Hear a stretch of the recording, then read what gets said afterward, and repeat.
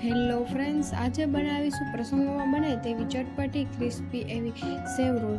સેવ role બનાવવા માટે અહીંયા મેં તેલ ગરમ થાય પછી ડુંગળીનું નાનું કટિંગ કરી 1 મિનિટ સુધી તેલમાં સાતળશું.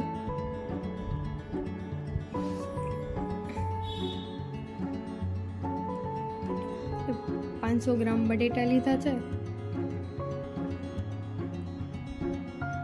4-5 સ્પૂન પૌવા લીધા, નિમક, હળદર, મરચું પાવડર, ધાણા જીરું, ડુંગળી બધાને સરખી રીતે મિક્સ કરી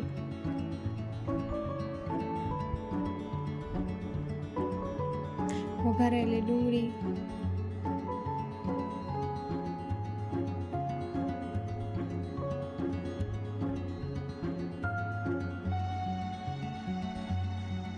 બે ચમચી ચોખાનો લોટ, 1 લીંબુ હાથેથી સરખી રીતે મિક્સ કરી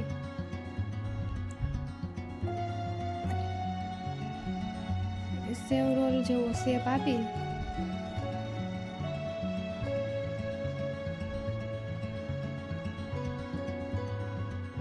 એક બાઉલમાં 5 થી 6 ચમચી ચોખાનો લોટ અને તેમાં પાણી મિક્સ કરી સ્લરી તૈયાર કરશું. સ્લરીમાં રોલ નાખી ઉપરથી સેવ ગાર્નિશિંગ કરશું.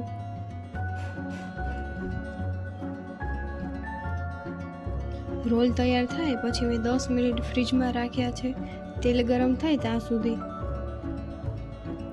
પછી તેને ધીમા ગેસે તળવાના છે.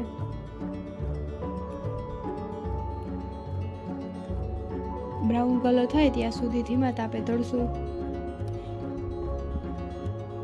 જો તમને મારી રેસિપી ગમી હોય તો લાઈક કરો, શેર કરો અને સબસ્ક્રાઈબ કરો.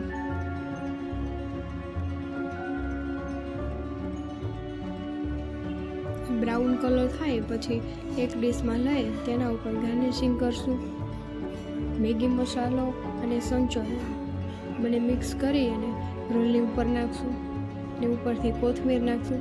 તો તૈયાર છે ક્રિસ્પી એવા સેવ રોલ.